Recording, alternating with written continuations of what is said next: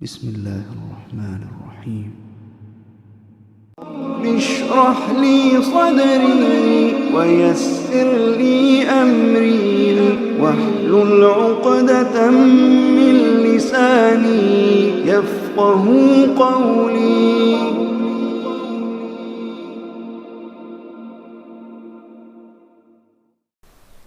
Assalamualaikum warahmatullahi taala wabarakatuh.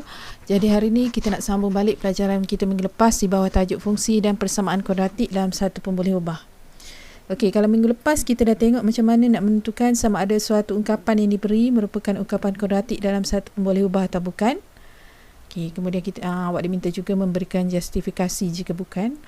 Okey, dan yang kedua minggu lepas juga kita belajar macam mana nak menentukan nilai A, B dan C bagi setiap ungkapan kuadratik yang diberi. Okey, jadi hari ini sambungannya kita nak tengok apa perkaitan antara fungsi kuadratik dengan hubungan banyak kepada satu. Jadi kita dah jumpa perkataan fungsi lah. Bagi tajuk ni perkataan fungsi. Okey, sekarang awak dah tahu apa maksud ataupun apa itu ungkapan kuadratik. Jadi hari ini kita nak tengok apa beza ungkapan kuadratik dengan fungsi kuadratik.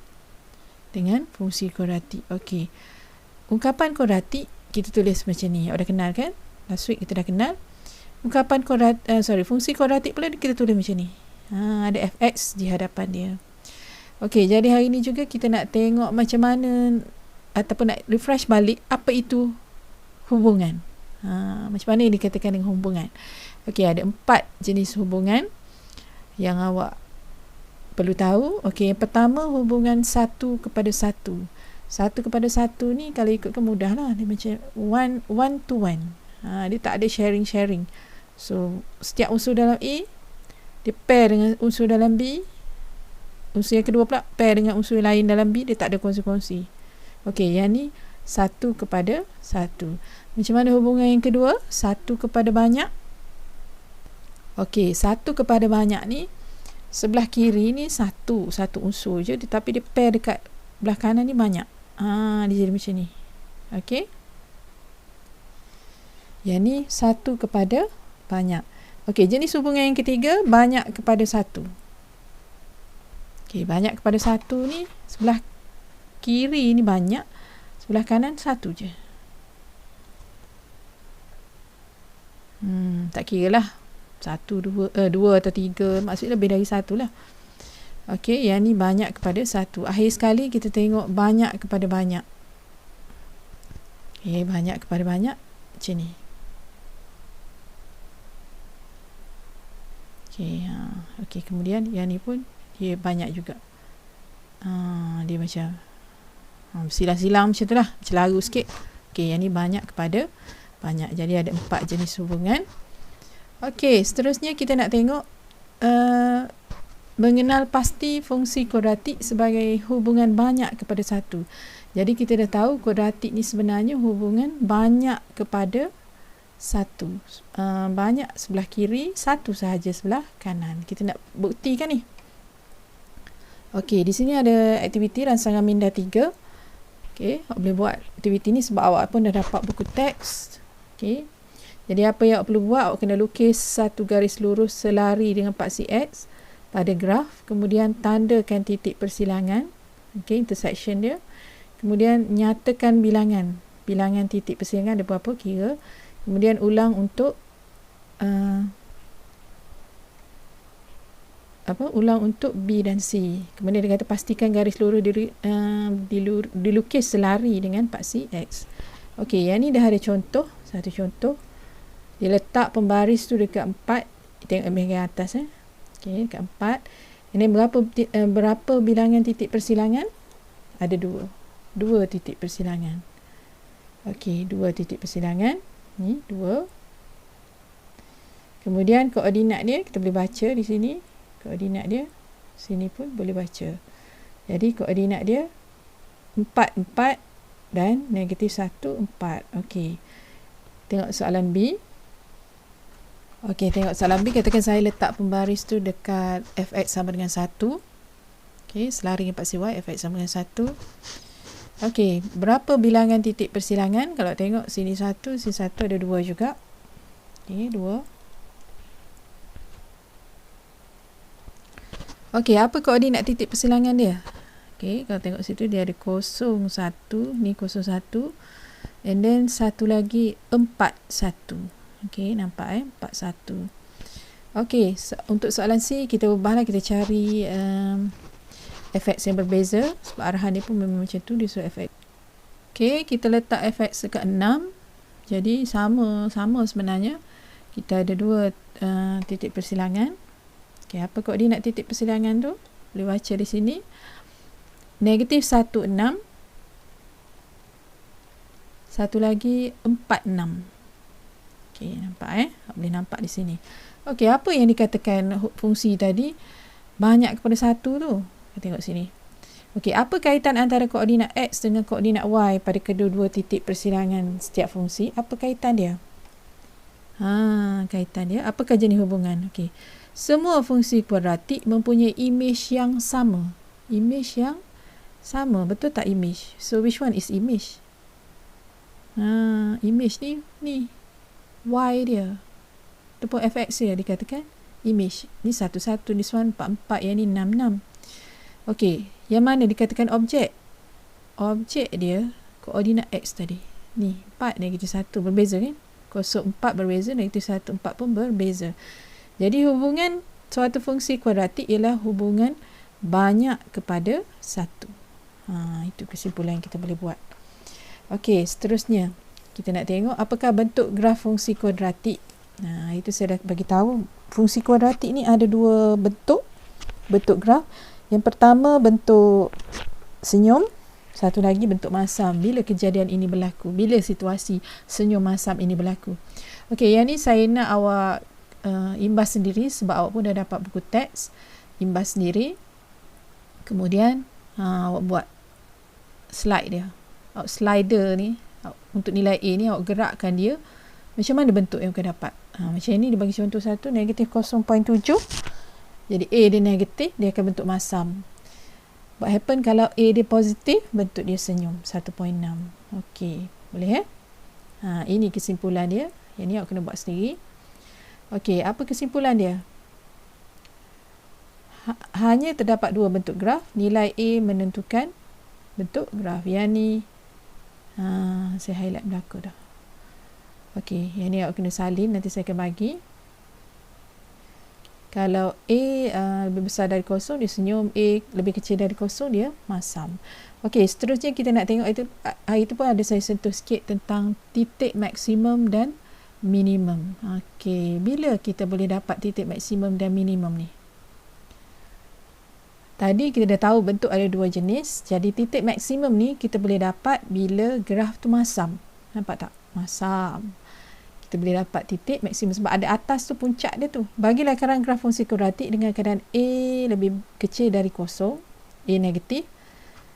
Y1 ialah nilai tertinggi. Dia ada nilai tertinggi bagi koordinat Y.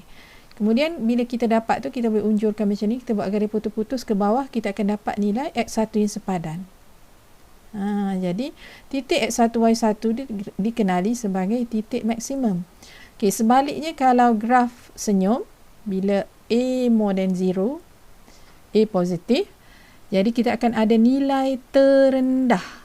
Sini, Y ni nilai terendah. Sama juga kita buat garis putus-putus sampai sini, kemudian kita corner ke bawah, kita dapat X2. Okey, jadi kita akan dapat titik X2, Y2. Titik ini dikenali sebagai titik minimum. Okey. Boleh? Okey kan? Okey. Nampak tak? Okey. Seterusnya kita tengok rangsangan minda 3. Yang ni saya nak awak buat. Awak imbas QR code. Kemudian awak lengkapkan jadual ni, kena salin lah. Yang ni saya nak segera. Saya nak, maksudnya nak dalam tempoh 2 jam ni saya nak awak hantar yang ni. Untuk ni sahaja. Kena hantar awal. Okey. Saya nak awak salin, kemudian imbas ni, kemudian lengkapkan jadual ni. Salin jadual ni lah. Okey, daripada aktiviti ni awak boleh buat kesimpulan ni. Titik maksimum diperolehi bila A less than 0. Titik minimum diperolehi bila A more than 0. Okey, seterusnya kita nak tengok macam mana nak dapat titik maksimum minimum tanpa GeoGebra ni. perisian GeoGebra. Yang ni kita guna perisian. Kita kena buat juga. Warna reka teknologi kita guna. Kalau kita tak guna, kita rugi. Okey, yang ni kalau kita nak kira, boleh kira. Dalam Excel tak boleh bawa. Your smartphone tak boleh bawa. Jadi awak kena tahu mengira. Macam mana nak kira titik maksimum, minimum. Jadi sebelum kita kira titik maksimum, minimum ni, awak kena tahu paksi simetri. Paksi simetri. Jadi graf kuadratik ni dia ada paksi simetri. Kalau tengok senyum dengan masam ni, kalau kita lipat dua, awak akan dapat satu garis di mana bentuk kiri kanan tu akan bertindan. Garis tu dinamakan paksi simetri. Yang ni putus-putus warna biru ni. Okay. Both of the shape ada paksi simetri. Okay. Dan paksi simetri ni kita boleh kira. Ni formula dia. Okay.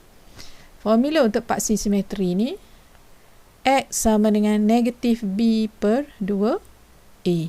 X sama dengan negatif B per 2A. Okay, saya nak highlight ni. Okay, saya highlight semualah. Ni ya. Persamaan paksi simetri graf fungsi kuadratik sama dengan X sama dengan negatif B per 2A. Apa B? B dari sini. Ingat? Last week dah belajar. So, A apa A? A dari sini. Ingat, dia ada negatif kat depan.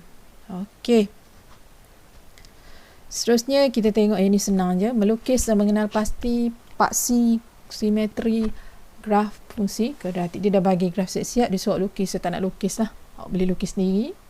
Awak dah ada buku teks. Okay, saya cuma nak tunjuk yang B ni, saya rasa, bukan saya rasa lah, saya nampak lah paksi simetri ni dekat sini kan. Jadi apa persamaan garis tu? Ingat, persamaan garis yang menegak atau selari dengan paksi Y ialah X sama dengan apa? So sini X sama dengan negatif 1. Betul? Okey. Yang ni X sama dengan 1. Okey. Jadi paksi simetri bagi suatu fungsi kuadratik adalah selari. Paksi simetri ni dia mesti selari dengan paksi Y dan melalui titik maksimum minimum. Tu syarat dia. Okey, ni kita boleh tengok. Faham dah, yang ni sama je. Yang saya explain tadi pun sama. Okey, untuk praktis kendiri 1.1b ni saya nak awak buat. Okey, yang ni saya bagi tempoh lah. Awak siapkan dan hantar saya selewat-lewatnya hari Selasa supaya saya boleh semak. Kalau siap hari ni pun saya boleh semak during my free times lah. Jangan harap saya terus semak lah. Okey, seterusnya ada sikit lagi saya akan ajar awak ataupun seterusnya kita akan belajar tentang kesan perubahan nilai A, B dan C terhadap graf fungsi kuadratik. Kesan dia. Kesan perubahan nilai A, B dan C. Jadi apa berlaku kalau A, B dan C tadi berubah? Yang ni memang awak kena guna QR code dah sebab awak kena explore sendiri. Dia dah bagi perisian GeoGebra ni. Okey, yang pertama kita tengok kesan bila nilai A berubah. What happened to the graph? Bentuk ke, dari segi apa ke?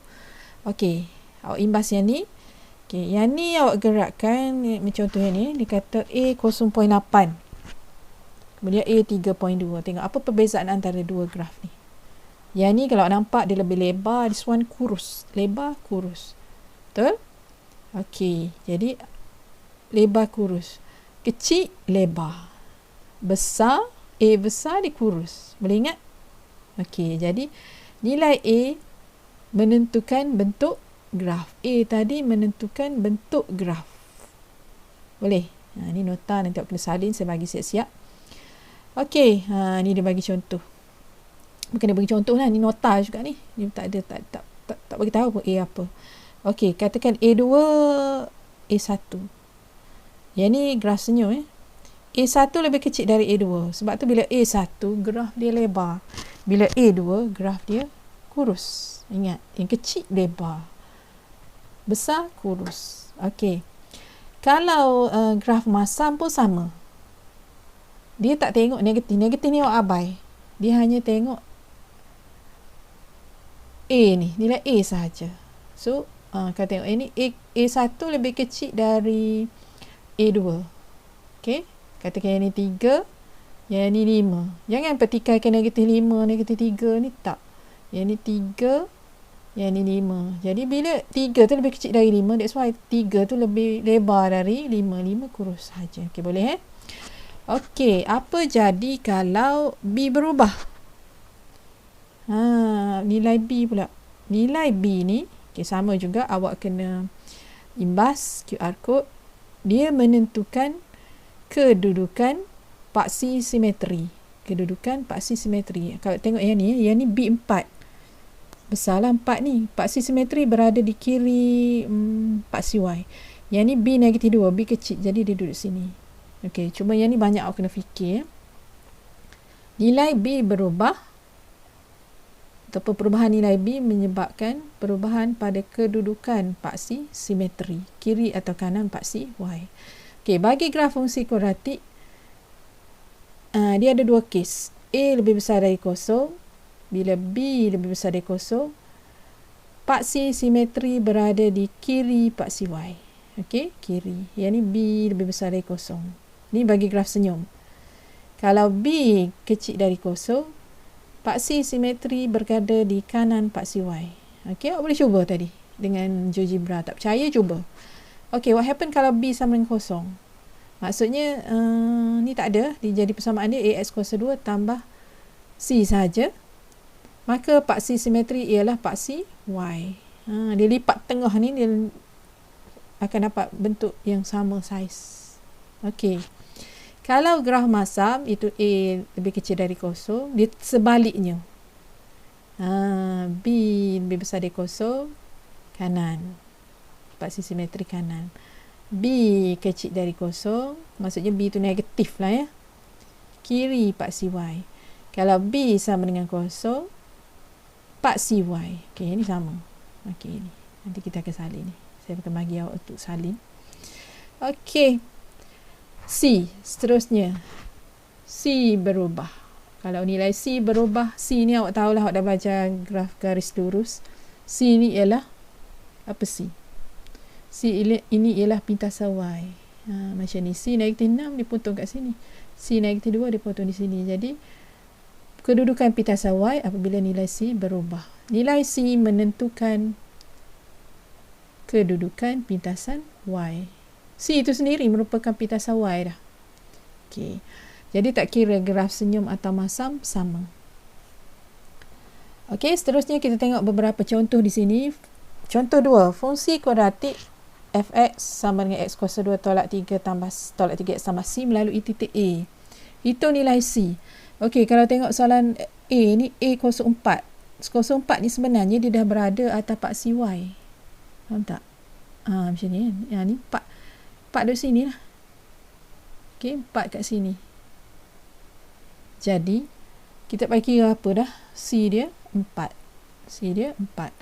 Okey, kalau soalan B, yang ni kena ganti. Titik A tu negatif 1, 3. Okey, X sama dengan negatif 1.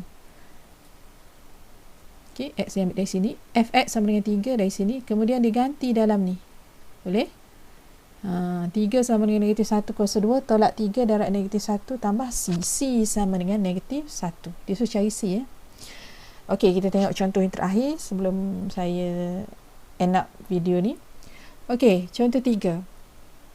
Rajah menunjukkan dua graf Y sama Fx dan Y sama dengan Gx dilukis pada paksi yang sama. Nyatakan julat nilai P.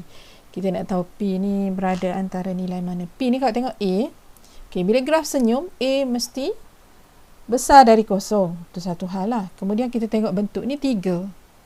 3 kurus. Kurus kecil. Kurus besar. Ingat, kurus besar. Jadi yang lebar ni kecil.